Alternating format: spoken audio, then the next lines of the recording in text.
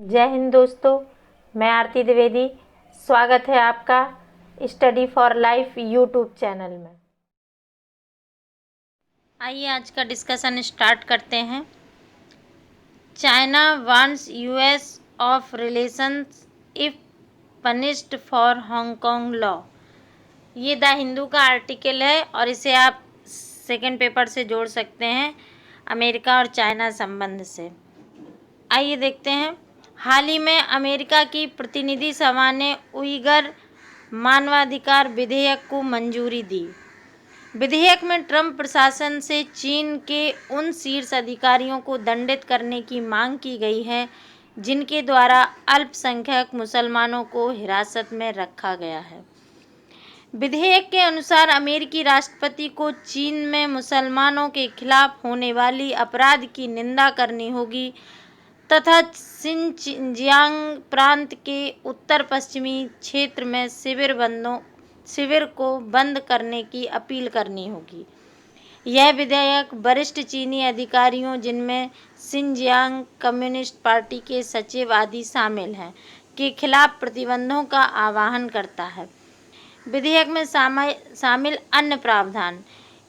इस विधेयक के अनुसार अमेरिका के राज्य सचिव को शिनजियांग प्रांत में पुनः शिक्षा और जबरन श्रम शिविरों में रखे हुए लोगों की संख्या की जानकारी देनी होगी। विधेयक उन प्रौद्योगिकी को चीन को निर्यात करने पर प्रतिबंध लगाता है जो चेहरे तथा आवाज़ के आधार पर व्यक्तिगत पहचान और निगरानी करने में उपयोग किया जा सकता है। उइगर मुस्लिम चीन के शिनजियांग प्रांत में निवास करने वाले अल्पसंख्यक हैं।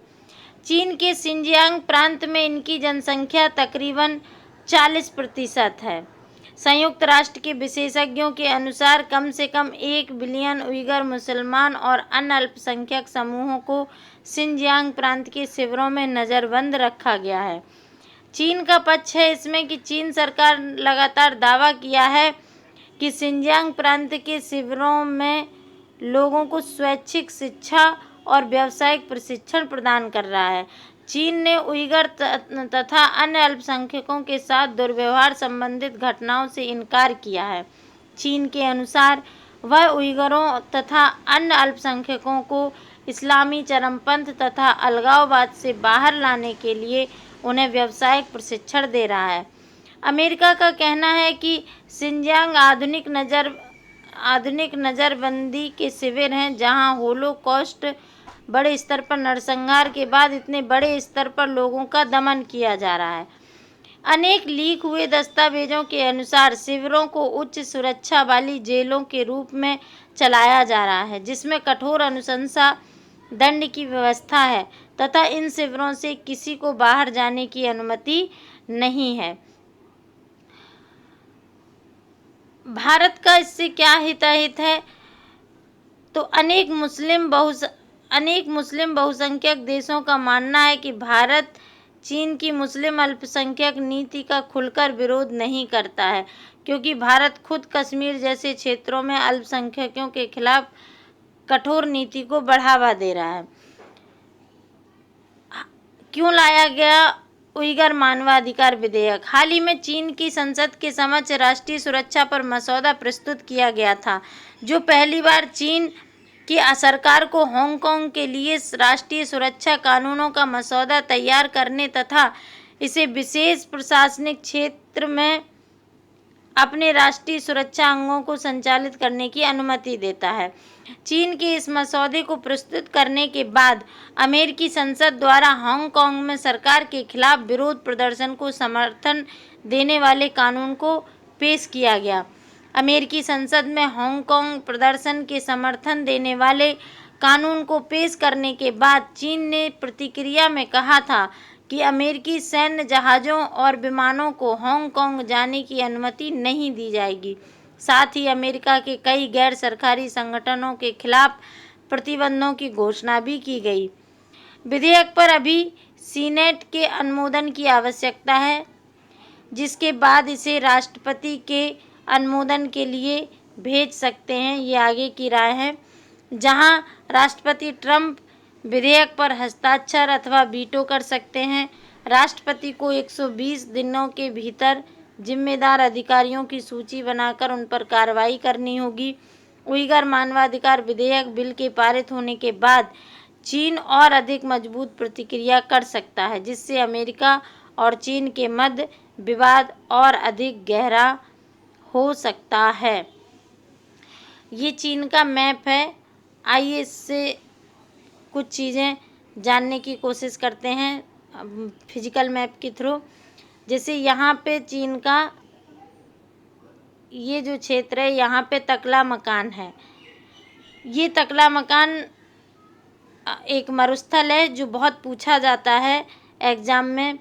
यहाँ से होकर ये होंगो नदी बहती है। यहाँ पे यांगटिसिकियांग नदी है। इसे आप अपने मैप में भी देखना। हम तो ये हांगकांग है, पे तारिम बेसिन है।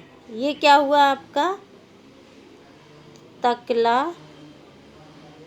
मकान।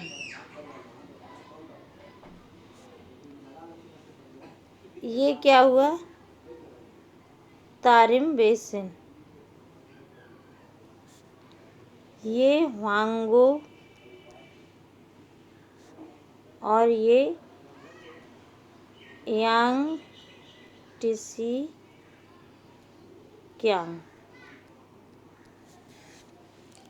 ठीक है। आइए पीटी के क्वेश्चन देखते हैं। उस व्यक्ति का नाम बताइए जिसने हाल ही में micro small and medium enterprises के ई कॉन्क्लेव की अध्यक्षता की। तो ये राजनाथ सिंह हैं जो गृह मंत्री हैं थे।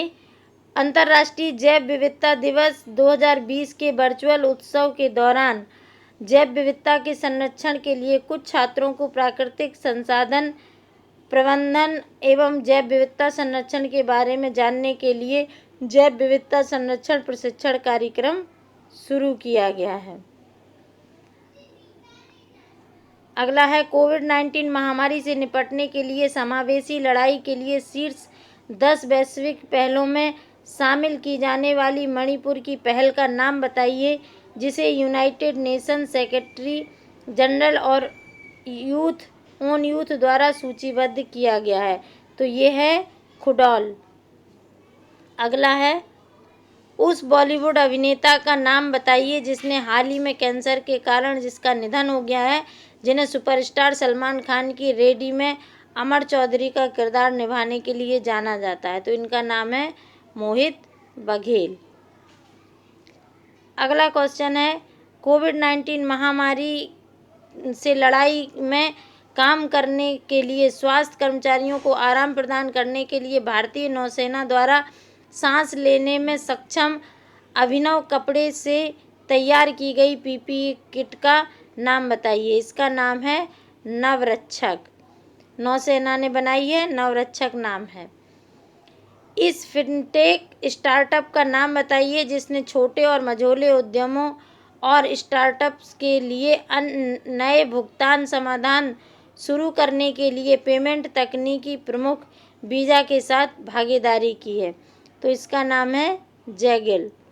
ये था आज का डिस्कशन। आशा है आपको पसंद आएगा। अगर ये पसंद आए तो इसे लाइक करें, शेयर करें, सब्सक्राइब करें और बेल आइकन दबाना ना भूलें। धन्यवाद।